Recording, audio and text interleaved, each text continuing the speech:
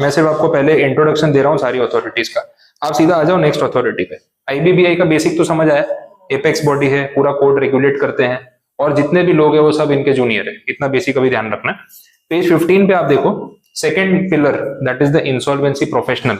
Insolvency professionals मतलब वो लोग जो ऑफिसर लेवल पे आईबीसी को मैनेज करते हैं, एग्जीक्यूट करते हैं।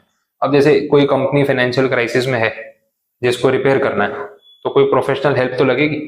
तो जो बंदा प्रोफेशनली उस चीज को मैनेज करेगा वो इंसॉल्वेंसी प्रोफेशनल है।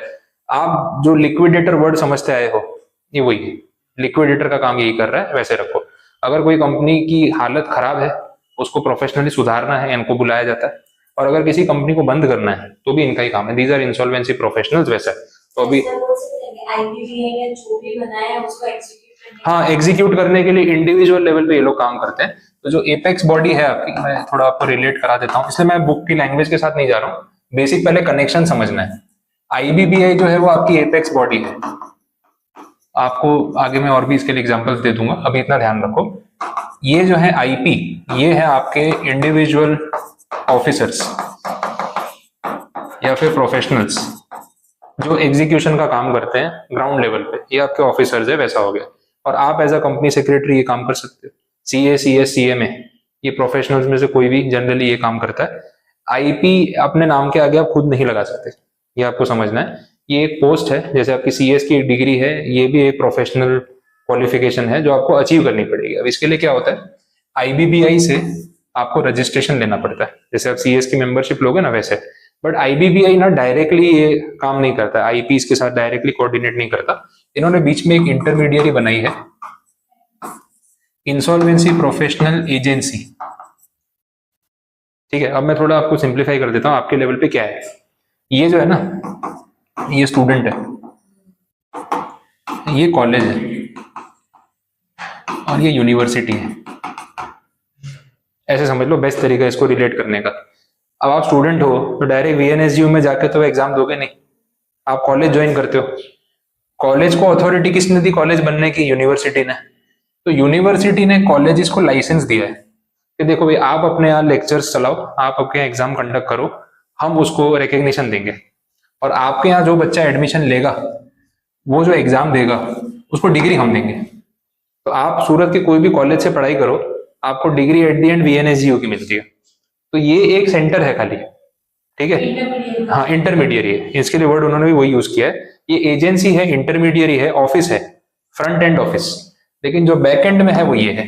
तो जब कोई भी इंडिविजुअल पर्सन, जैसे आप एक सीएस हो, आपको अगर लिक्विडेशन का, आईबीसी का काम करना है, तो you need to have this membership. Membership लेने के लिए आप जाते हैं यहाँ पे हो। ये लोग क्या करते हैं, एजेंसी वाले, ये ना आपका एग्जाम कंडक्ट करते हैं, इसका एग्जाम होता है, ठीक है, फिर इसके लेक्चर्स होते हैं 50 आवर्स के, 50 आवर्स की कोचिंग होती है, वो कोचिंग ये लोग प्रोवाइड करते हैं। ये कॉलेज है, एग्जाम लेंगे, आपकी क्लासेस लेंगे, ठीक है, टेस्ट लेंगे। और जब आप रजिस्ट्रेशन के लिए अप्लाई करते हो तो सर्टिफिकेट इनका नहीं होता, सर्टिफिकेट किसका होता है? आईबीबीआई का। तो जो डिग्री आती है वो सीधा यूनिवर्सिटी से आती है, आईबीबीआई की रजिस्ट्रेशन। तो you are not registered with agency, you are registered with IBBI. आप एग्जाम यहाँ पे देते हो, किसी भी एक आईपीए में आप दे सकते हो, लेकिन आपको डिग्री यहाँ से मिलती है। This is the main point जो आपको ध्यान रखना, सब बातें यहाँ पे लिखी है। इंडिया में अगर हम आईपीए की बात कर रहे हैं, तो जो आईपीए मैं आपको बता रहा हूँ एजेंसी, 3 आईपीए है, और तीनों कौन कौन सी है बड़ा ऑब्वियस है। एक आईपीए है आईसीएआई की, एक आईपीए है आईसीएसआई की, और एक आईपीए फिर से आईसीएआई जो सीएमए इंस्टीट्यूट है, कि नाम दोनों का आईसीएआई है, इसमें भी झगड़ा है। तो तुम लोगों ने कहा आईसीएआई कर लिया, केस हो गया था। इनका था आईसीएमएआई, आईसीडब्ल्यूए, इन्होंने कर दिया ICAI, institute of cost accountants of India. अभी आप लोग जाके आए तो देखा होगा। तो ये लोग बोले यार हम चार्टर्ड अकाउंटेंट्स, तुम कॉस्ट अकाउंटेंट, फिर एब्रीविएशन सेम में कंफ्यूज होना है, तुम आईसीएमएआई रखो ना, तुमने कहा सीए कर दिया। तो इस पे फाइट हुआ था काफी, लेकिन वो चल रहा है अभी ऐसा, तो ब्रैकेट में सीएमए लिख देते। तो है दोनों में है, देखो ईगो इशू कहीं पे भी आ सकता है, बोले तुम्हारा कौन सा अलग सा, बोले हम भी तो कॉस्ट अकाउंटेंट है। टेक्निकली वो लोग ठीक है, लेकिन एक प्रैक्टिकल कन्वीनियंस भी होती है ना, स्टूडेंट कितना कंफ्यूज हो जाएगा, वो चीज है, तो ये मैटर है। बट ये 3 प्रोफेशनल जो अपने इंस्टीट्यूट्स हैं, इन्हीं की एक आईपीए सेटअप की गई है, इंडिया में 3 है।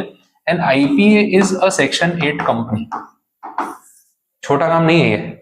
और इसमें कंडीशन है मिनिमम पेड अप 10 करोड़ रुपए तभी सेटअप हो सकती है। तो ऐसा हर कोई नहीं सेटअप कर सकता। तो ये जो तीनों है इनके पास है 10 करोड़ रुपए, ये सेटअप कर सकते हैं। तो इन्होंने अपने अपने प्रोफेशनल्स के लिए, in the interest of the professionals, इन्होंने ये सेटअप किया हुआ है। IIP समथिंग ऐसे आगे पीछे नाम लगा रखा है, बट तीनों ये इंस्टीट्यूट्स हैं जिनकी IPAs हैं। तो आप अगर CS हो तो आप इस IPA के थ्रू एग्जाम दे दो, 50 घंटे के लेक्चर अटेंड कर लो और एप्लीकेशन फॉर्म भर दो। जब आप अप्लाई यहाँ पे करोगे तो डिग्री आपको कौन भेजेगा? IBBA। मेंबरशिप तो वही भेजेगा आपको, सर्टिफिकेशन वहीं से आएगा। Your registration certificate will be issued by IBBA, उस नाम का रजिस्ट्रेशन होगा। बट आपने एग्जाम कौन सी कॉलेज से दी? ये कॉलेज से दी, IPA से दी। बात समझ आ रही? तो ये है इनका आपस में कनेक्शन कि IBBI कौन है, IPA कौन है और IP कौन है। ये सब चीजें क्लियर होनी चाहिए, नहीं तो पूरे सिलेबस में ना IP, IPA, IRP, IBBA घूमते रहोगे। तो मैं पहले वो क्लियर करा रहा हूँ कि पहले फाउंडेशन समझ लो कि अप्रोच कैसे करना है, बाकी चीजें फिर बुक लेवल पे लैंग्वेज अपन देखते रहेंगे, उसका प्रॉब्लम नहीं। तो आपको लिखना है तो ये चीज नोट कर लेना। तो IP में क्या क्या होता है आपको उसका बेसिक बता दिया। इनको इंसॉल्वेंसी प्रोफेशनल्स बोलते हैं, अलग अलग नाम उसमें भी आते हैं, बट बेसिक अभी है इंसॉल्वेंसी प्रोफेशनल्स। आप बन सकते हो ये, अगर आपको आगे आपके इंटर्नशिप में चांस मिलता है ये काम करने का और आपको इंटरेस्ट आता है, तो as a professional CS after ICSI membership आप ये मेंबरशिप ICSI के थ्रू ले सकते हो।